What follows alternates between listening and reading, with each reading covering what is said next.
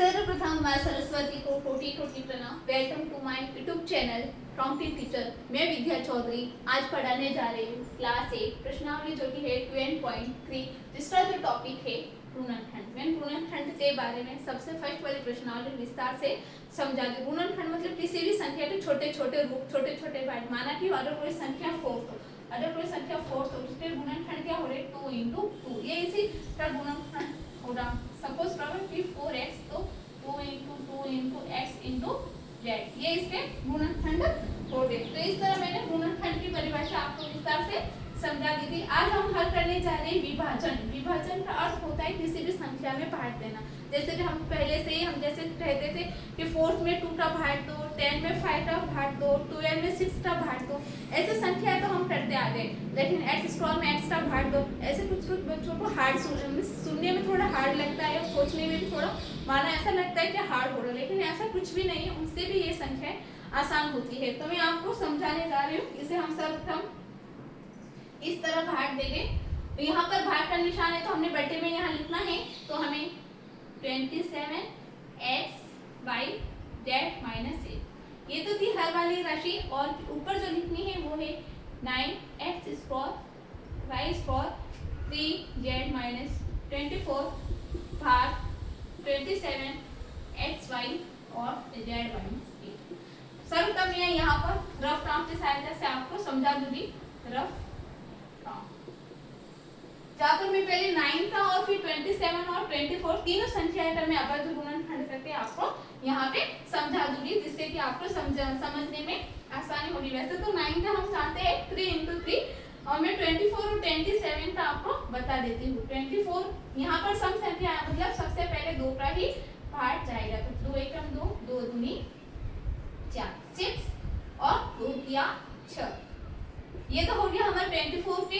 और फिर है हमारे पास 27, ये वाली राशि हमें यहाँ पर वापस नहीं लिखनी है, ये वाली हमें राशि नीचे ही लिखनी जो कि हमने यहाँ पर लिख दी है। फिर हमें करना है 27 है। यहाँ पर देखो विषम राशि है, मतलब पहले 3 का मतलब दी गई राशि का योग अगर 3 के पहाड़े में आता है तो वो संख्या 3 से पूरी तरह भाजित होगी। तो हम पहले यहाँ पर 3 लिखते हैं।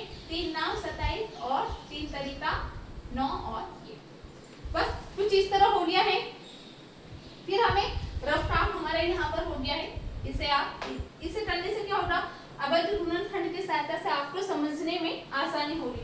फिर हमें यहाँ क्या लगना है, ये बटा वाला, फिर ये बटा वाला।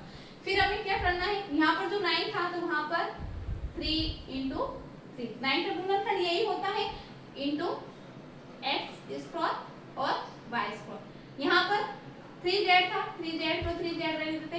माइनस 24 पे क्या है अवैध गुणनखंड 2 into 2 into 2 into 3, बस ये हो गया। अब नीचे हम 27 का अगर देखें तो हमारी जो संख्या प्राप्त हुई है हमें 3 into 3 into 3 into xy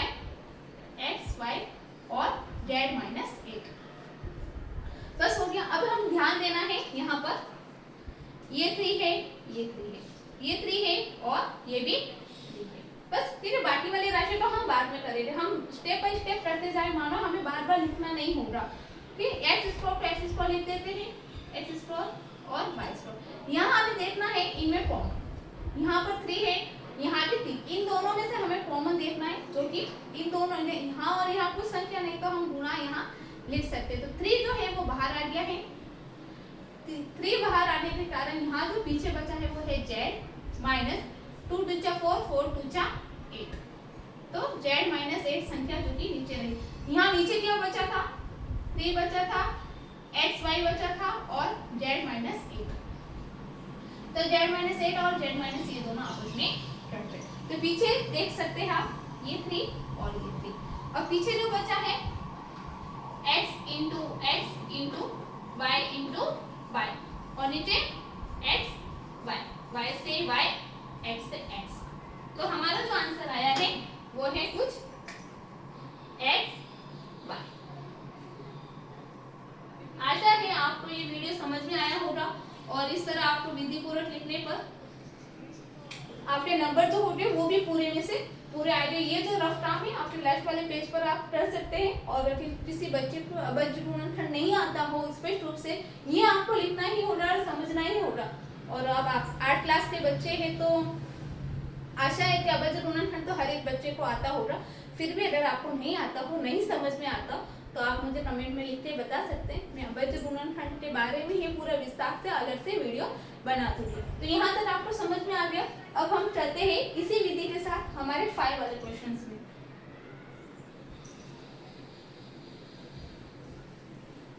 क्या आपको समझ में आ रहा है? अगर आता हो तो बीच बीच में आप लाइक भी किया करें, जिससे कि मुझे भी अच्छा लगता है। बहुत ही मेहनत से, बहुत ही मुझे सोच समझ कर वीडियोस बनाने पड़ते हैं। और ये सब मैं बस आपके लिए करती हूँ कि मैं चाहती हूँ कि हर एक बच्चे मैथ में टॉपर बने, और मैं बनाते ही रहूंगी। इतनी मैं 100% श्योर गारंटी के साथ मैं कह सकती हूँ कि आज के बाद हर बच्चा मैथ में 100% उसका रिजल्ट होगा, हर बच्चा होशियार होगा और हर बच्चा टॉपर होगा। ये मैं कह रही हूँ, आप देखो।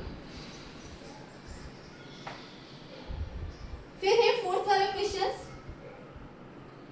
जो कि कुछ इस तरह है। 96 ABC जहाँ पर है 3a माइनस 12 5b माइनस 30।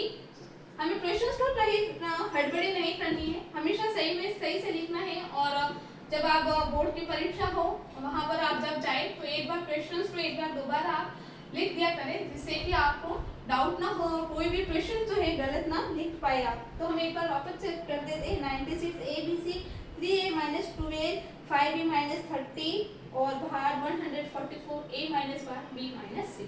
फिर हम यहाँ पर लिख देते हैं साइड में भाग देने पर। फिर हमें यहाँ बट्टे के रूप में लिखना है इस राशि को भाग देने पर। ये वाली भाग वाली संख्या इसे हम नीचे लिख देते हैं।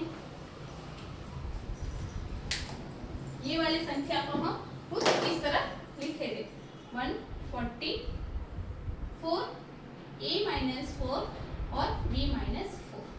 ठीक है, और ये वाली राशि जो है इसे हम कुछ इस तरह ऊपर लिखेंगे 96 ABC 3a माइनस 12 और 5b माइनस 30। यहाँ पर मैं अवज्य गुणनखंड करके आपको बता दूंगी, जिससे कि आपको प्रॉब्लम नहीं होगी हर चीज को समझने में। यहाँ बड़ी बड़ी राशि है तो मुझे अवज्य गुणनखंड यहाँ निकालना ही होगा, जिससे कि आपको समझ में अच्छी तरह आ जाएगा। ये रफ था। तो सबसे पहले हम निकालते हैं 96 का 96। तो यहाँ पर सम राशि है, इसलिए सबसे पहले हम 2 के पहाड़े में 9 नहीं आते, 8 आते। 2 चौका 8, 2 अठे 16 और 2 दूनी 4, 2 चौका 8 12 6। मतलब हर बार आधी होती जाएगी ये संख्या। इस प्रकार हमें 96 का हो गया है। और फिर हमें करना है 12 का, तो हर एक को आता ही है। फिर हमें करनी बड़ी संख्या कौन सी है? एक तो 30 है। मैं 12 का भी आपको प्रक्रिया बता देती हूँ। 12 का यहाँ भी सम राशि है, इसका मतलब यहाँ भी हमें पहले सबसे पहले टुकड़ा, फिर इस तरह हो गया। फिर हमें करना है 130 का। हम इसे नीचे इस तरह करेंगे 30। अवज्य गुणनखंड कर देने से क्या होता है, चीजें आसान। यहाँ पर देखो शून्य है, मतलब ये भी एक सम राशि है। तो सबसे पहले 2 का 30 में 2 का काट दिया तो 50। फिर 15 में हमें 3 का देना होगा, तो हमारा है 5 को हमें 5 से ही करना होगा, तभी हमारा आंसर 1। मतलब अवज्य गुणनखंड में लास्ट में 1 होना चाहिए। फिर है 144। ये हमारा 144। यहाँ भी सम संख्या है, तो सबसे पहले हम 2 से 2 के टेबल में 17 7 बार, 2 के टेबल में 4 2 बार, 2 के टेबल में 7 नहीं आता तो सिर्फ 3 बार। फिर 1 बचा और 12 हो गए तो 2 6। फिर 2 के टेबल में 1 बार, फिर 80, फिर वापस 2 का। इस बार हमें 9 हो गया, तो फिर हमें 3 से देना होगा। तो ये हमने चारों संख्या का अवज्य गुणनखंड कर दिए। अब हमें बहुत ही आसानी होगी। इस तरह हमें लिख दिया 96 का अवज्य गुणनखंड कितने आए? 2 2 2 2, मतलब 2 को 5 बार, 2 2 2 2 और 5 और 1 बार 3। फिर वही A B C अब यहाँ हमें देखना है 3a माइनस 12 से क्या आए हैं 2 इंटू 3 बस हो गया। और यहाँ पर हमें देखना है 5b पर 5b और 30 पे जो अवैध गुणनखंड आए हैं 2 इंटू 3 इंटू 5 बस हो गया। अब हम यहाँ में इन दोनों में से कॉमन लेना होगा, इन दोनों में से कॉमन लेना होगा। 144 का जो अवैध गुणनखंड हमें प्राप्त हुआ है वो कुछ इस तरह है। 2 कितनी बार है 1 2 3 4 बार 2 2 2 2 इंटू 1 बार 3 फिर कोष्टक a माइनस बी और b माइनस 6। पहले हमें ये देखो यहाँ 2 है काट के 2 2 2 2 2 फिर ये 3 को भी हम काटते हैं। तो अब संख्या राशि में अगर ऊपर अंश में बात करें तो बस 2 ही बचा, तो हम इसे लिख देते हैं 2a b c। बस यहाँ हमें कॉमन क्या है, इन दोनों के बीच में कोई चिन्ह नहीं है तो गुणा कर देते हैं। गुणा ही है, पुस्तक के बारे में कोई चिन्ह नहीं है तो ये हमारा गुणा है। कॉमन राशि जो आई है वो 3 है, 3 इसमें है और 3 इसमें है तो 3 पीछे जो बचा है a माइनस 2 2 जा 4 इस हो गया। यहाँ पर हमें कॉमन क्या आया है, यहाँ आया है 5। कैसे आया, यहाँ भी 5 है और यहाँ भी 5 है। पीछे जो बचा है b माइनस 6 बस। और नीचे क्या बचा था हमारा, यहाँ पर a माइनस 4 और b माइनस 6। देखो b माइनस 6 ये रहा, b minus 6 a minus 4 a minus 4। जो जो राशि बची है उसे वापस हम लिख देते हैं 2a b c into 3 into 5। 3 भी यहाँ से देखो ये पूर्ण रूप से 3 यहाँ पर हमारा नहीं था, बस ओनली फॉर हमारा जो बचा था वो 2 ही बचा था। 3 तो आपस में यहाँ कट गए तो हमारी जो राशि बची थी वो थी 2a b c और 5। तो हमारा आंसर जो आएगा वो कुछ इस तरह